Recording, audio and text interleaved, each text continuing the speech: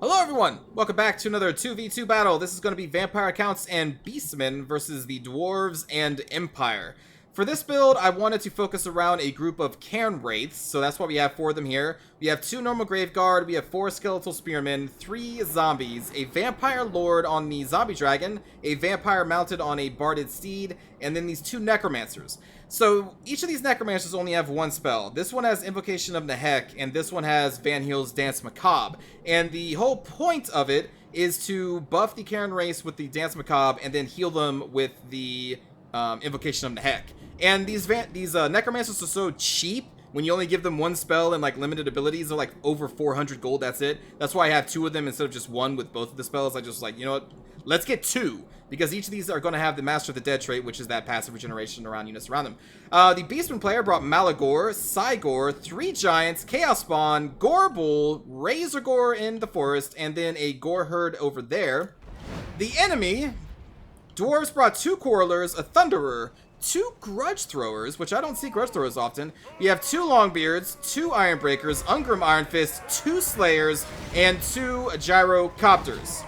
Do you perhaps see a theme recurring around the number 2 with this army? I don't know, I'm just putting that out there. Over here we have 2 Steam Tanks, a Luminarch of Heesh, 4 Swordsmen, 2 Halberdiers, a Light Wizard, and a General of the Empire. I don't really ever see Steam Tanks, and especially not the Luminarch of Heesh, so it's pretty cool to see. I'm glad somebody is deciding to use them. So they are currently raining down upon our army, and since we're fighting against the Dwarves and the humans, that is the reason why my army is so spread out. Because I know that we're going to be fighting against some kind of artillery. And that's also why my Vampire Lord is going across over here. Because I do not want him to get hit by the Luminarch of Heesh, which just shot some zombies. Those poor zombies. Cygor is throwing some rocks down. Malagor has casted the Cygor spell, so that's why there are now 2 of them. Aw, hit the tree. But yeah, Steam Tanks. Luminarch, man. Like, wow. Fire! Oh, it hit the tree. Tisk, tisk, Luminarch. Tisk, tisk. It only has like 7 shots. So that 1 shot hitting a tree and not a giant is kind of huge. Kind of huge. You can see the Quarreler starting to rain down some fire upon these giants. 3 giants are a very scary sight for a group of dwarves, let me tell you, because they have very high armor-piercing damage. Right here, I am casting the Red Fury from our Vampire Lord, which is going to give them a armor-piercing damage, a charge bonus, and vigor. Because I saw that the giants were charging in. Unfortunately, I casted on the one that got stopped, and just getting repeatedly hit in the face by satchel charges. Guess I should have cast on this one.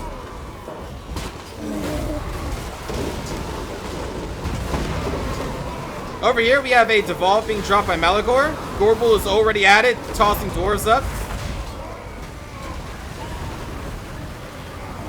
The Gyrocopters are currently being chased by my leader over here. Man, that's just so many giants.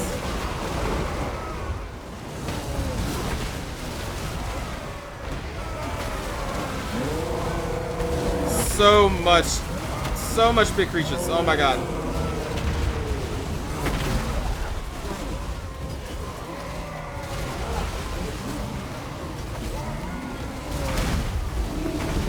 Another Devolve being cast upon the Dwarven army.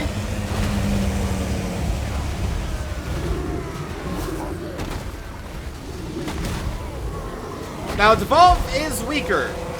Still can be strong, but is weaker than it was initially. I'm going to send a group of zombies to fight these Slayers, as well as some Graveguard to assist my Beastman ally.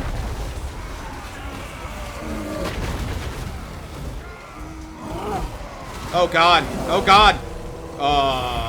Goodbye, dwarf.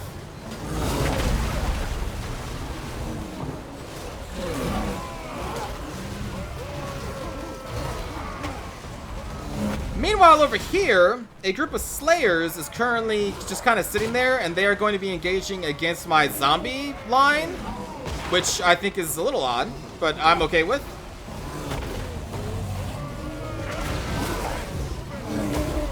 You can see the Razorgore herd is now in the mix as well. The Quarrelers and Thunderers have been kind of shut down in melee. They weren't given much time to fire, which is unfortunate, because you kind of need those to fight off all of these giants. Melee is not going to be the answer for the dwarves against giants.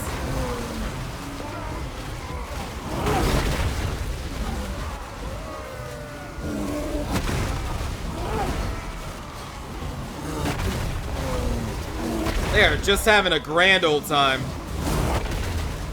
Let's take a look at the health bars, and you can see the dwarves are not enjoying this at all. Not even hungry.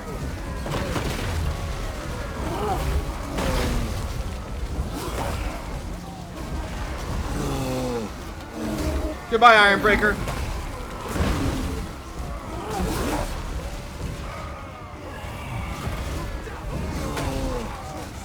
They're doing what they can, but man, it's so much armor piercing. Like, giants, they're tough. They're tough, and without any focus fire, it's going to be hard to bring them down. For the dwarves, specifically.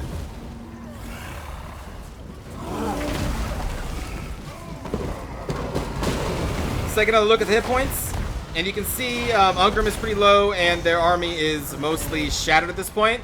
So let's pause it here, as Ungrim is about to die. Actually, here, we'll show Ungrim's death. Spoilers, he dies against 3 giants. Oh, but he's still up! Oh, he's still up! Oh, he's down again. Ungrim! Ungrim, my friend, are you alive?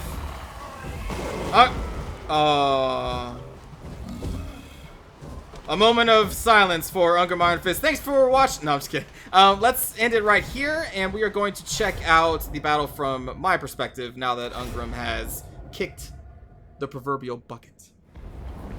Here comes our army on approach. Our beautiful undead horde. The Luminarch, after missing its previous shot, nails our Necromancer in the face. Right in the face. But he is still going to keep walking.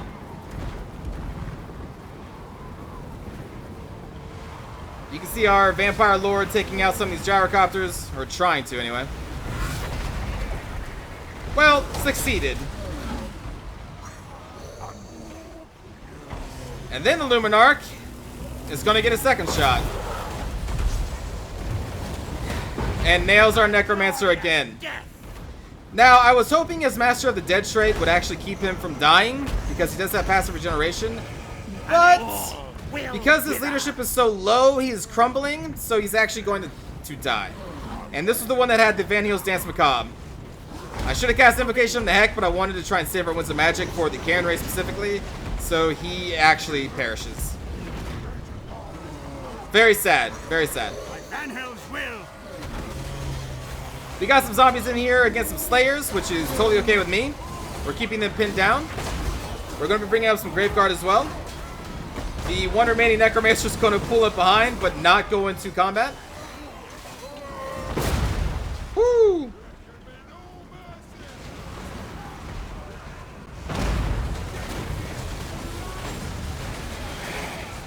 And here we go. The Vampire is going to lead our army. Luminarch getting another shot. Hitting into some Cairn Wraiths. Holy crap. And then our Vampire Lord descends upon the Luminarch to try and silence it. Right here, I cast the Scroll of Shielding, which is something that I gave my Vampire. I equipped her with that, which is a 67-second, 22% damage reduction spell, basically. So I think it's pretty useful. The vampires have that Red Thirst trait, so when they're in melee combat, they do regenerate, which is pretty useful. It also helps when you have a Necromancer nearby with Master of the Dead trait and Invocation of the Heck, which is being cast right now upon this whole group of units. Our Cairn Wraiths are going into these steam tanks because they do have armor-piercing damage. Meanwhile, 1 Cryptical and 2 more Cairn Wraiths are going to be getting around the flank of Swordsman here, as these Gore Herd assist our Spearmen trying to get through. And they are going to be coming around and then behind this group of Halberdiers and this Luminarch.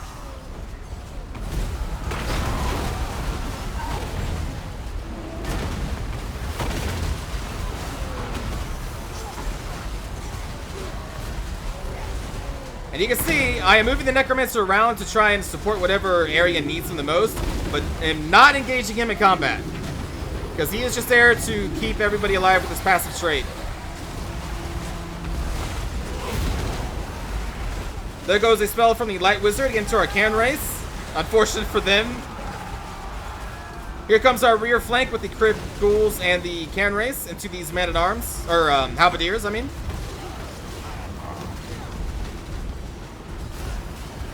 Now, originally, the idea as well with this build is to have the Crypt Ghouls support the Cairn Wraiths by just mixing in with them. So the Crypt Ghouls are going to be poisoning whatever unit the Cairn Wraiths are going after, and hopefully taking some of the hits away from the Wraiths as well. That is the point of the Crypt Ghouls even being here, honestly. So I try to mix them in as best I can with the Cairn Wraiths.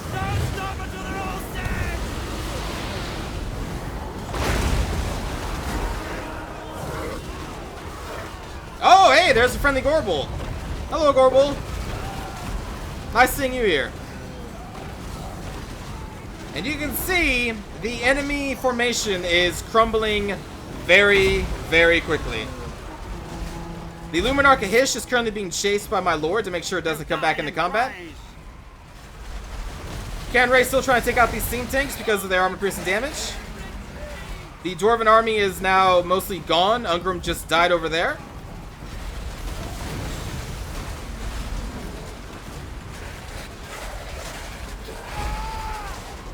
Steam Tank having a very hard time dealing with the Cairn Wraiths.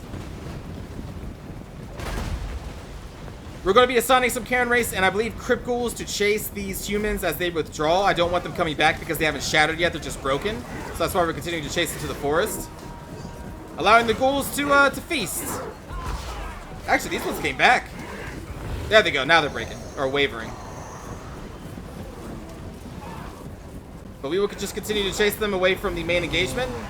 The giant support is going to make sure that this steam tank, or these steam tanks, die pretty quickly. And my Lord is now coming back from routing the Luminarch. And you can see both these steam tanks are about to fall. Actually, I think one did. Yeah, there we go. My Vampire managed to cast one overcast spell of Spirit Leech, which is the only spell I gave her on the enemy Light Wizard. And that ended up shattering the Light Wizard, so that was pretty good. And then all that's left really is the steam tank.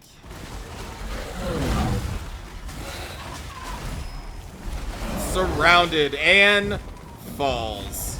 Farewell, steam tank. Oh, wait, but what? Oh.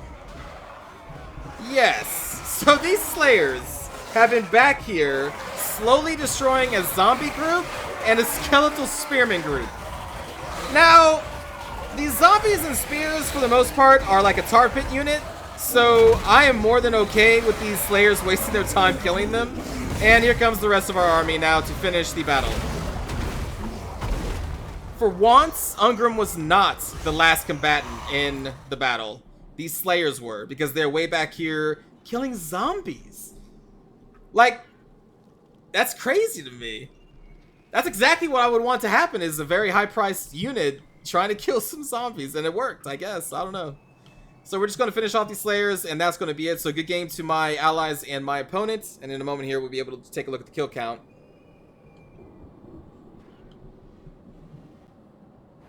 There we go. Okay. Amount of kills across the board, I am pretty happy with. These two Cairn Wraiths were taking care of one of the steam tanks.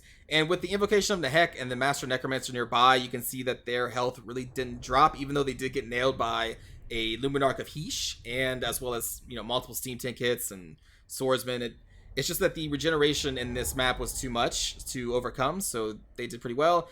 Graveguard did exceptionally well at assisting against the dwarves and the humans, and then for the most part, everything else did pretty good, except for this one Necromancer who got shot twice in the face by Luminarch, but, you know, we won't talk about that. For my ally Hannibal here, great kills across the board, for the most part, but that's to be expected with these types of units.